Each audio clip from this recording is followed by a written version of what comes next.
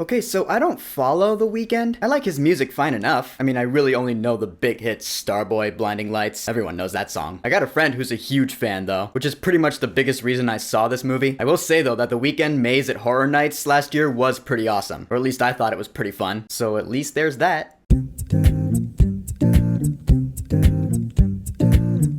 Hurry Up Tomorrow. So Hurry Up Tomorrow is a film by The Weeknd, real name Abel Tesfaye, and it's one of those visual album-esque movies, kind of. In Hurry Up Tomorrow, The Weeknd plays a fictionalized version of himself. He's touring and performing, although he's going through some pretty deep psychological trauma because his girlfriend left him, plus he's got vocal polyps as well, so he's whining over that. And then the girl played by Jenna Ortega, she comes back into his life, and stuff happens from there. And in case you couldn't tell from my tone of voice, Babe and I spotted quite a few problems with this movie. I mean, The Weeknd, Abel Tesfaye, is he an actor? In this case, music videos don't count, but I don't remember really seeing him in movies before. I mean, his acting isn't downright just absolutely terrible. It's not like he's Shaquille O'Neal in Space Jam: A New Legacy, where it's like, yeah, you should stick to what you know. No, because I get it, he's playing a version of himself, so I guess there wasn't really a whole lot of acting required. I mean, I don't know for sure, because I have no idea what his life is really like. But honestly, it's Jenna Ortega who carries this entire movie. Her character Anima, I mean, she's not likable, I'll get to that later. But you could tell that Jenna Ortega, first of all, she's used to playing roles like this by now. Tragic, troubled characters. And at this point in her career, she's done some weird shit in terms of her roles and certain things she's done, including but not limited to Sabrina Carpenter music videos. But in this movie, you can tell that she's just acting circles around everyone. It's like when she has scenes one-on-one with The Weeknd, it's almost like she's like, here, let me show you how to act. This is what real acting talent looks like. Yeah, it was like that. Barry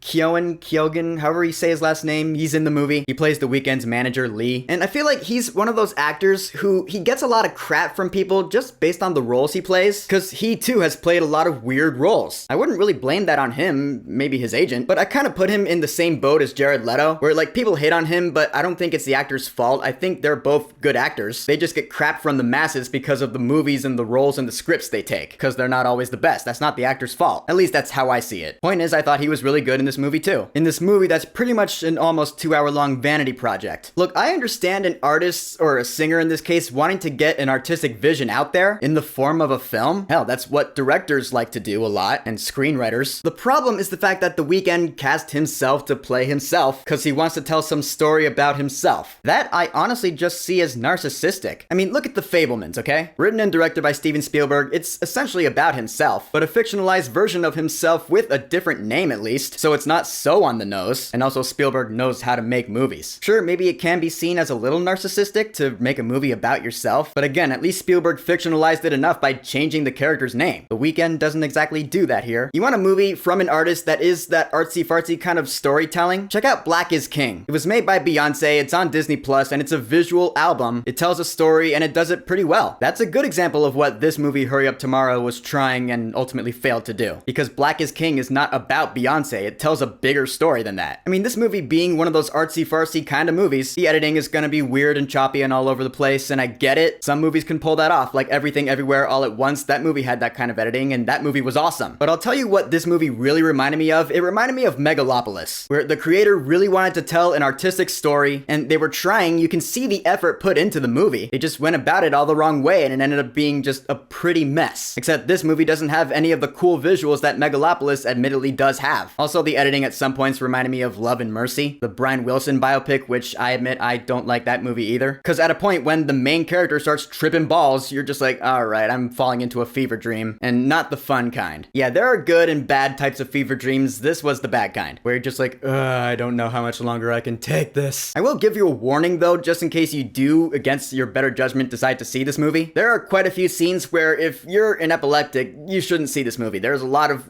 well, for lack of a better phrase, blinding lights.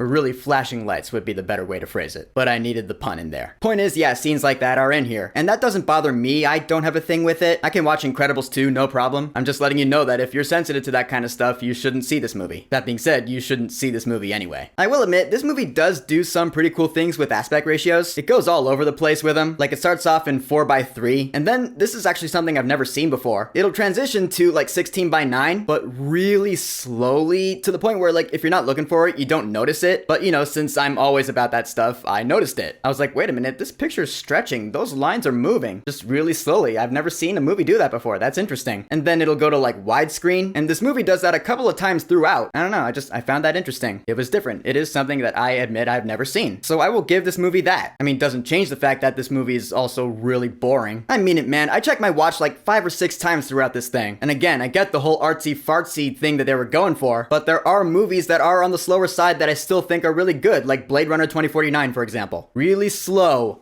Really good. This movie was slow and boring because really the whole plot of this thing boils down to a psychological romantic drama about a guy who's famous and his girlfriend or whatever. Oh, and that's another thing. Both of these characters, they're assholes. You know those Reddit posts where it's like, am I the asshole for XYZ? And they explain the situation and some people will comment, everyone sucks here. That's this situation in this movie. Everyone sucks here. The Weeknd is pathetic and whines and bitches and moans, and then he'll just randomly explode and just yell at her. So you're like, all right, this guy's a douche. Then she gets justifiably upset, sure, but then she knocks him out and he wakes up tied to the bed. And so at that point you're like, oh, alright, so she's just psychotic and out of her mind. That's cool, so now I'm not rooting for anyone. That's great. I'm done talking about that for now though. Is the music good at least? Yeah, the music's good, because that's what The Weeknd is apparently good at. That and cool horror looking stuff sometimes. But yeah, there are some songs I admit that had me tapping my foot. When he's out there performing, I was like, yeah, alright, I can dig this. And it's an impressive long take, so yeah, I could get into that for the sake of a visual music video or something. But really, that's props to the soundtrack, or the album rather, which I guess came out a few months ago. So if you're curious about this movie, just listen to the album instead. In the end, Hurry Up Tomorrow, I could tell that there was an artistic vision there. You see it. They just went about it all the wrong way. Babe actually has the perfect summation of this movie. He says this movie's like a drawing that a little kid makes that sucks, and you just gotta be like, it's great. Good job, kid. That's the perfect way to describe this movie. If you're a fan of The Weeknd like my friend is, then you'll probably enjoy this movie. It was made for you. So go see it and have fun. And because I could see what this film is going for, and I could see that it really is trying to do something, for that reason, I'm not going to give it my worst rating. However, for Hurry Up Tomorrow, if you still really must watch it, then I will say, wait until you can stream this movie online. So, Hurry Up Tomorrow. Have you seen it? What are your thoughts on it? And if you're a Weeknd fan, then what's your favorite album or song by him? Because again, he's got some good stuff. Dawn FM. So whatever you think, go ahead and leave a comment.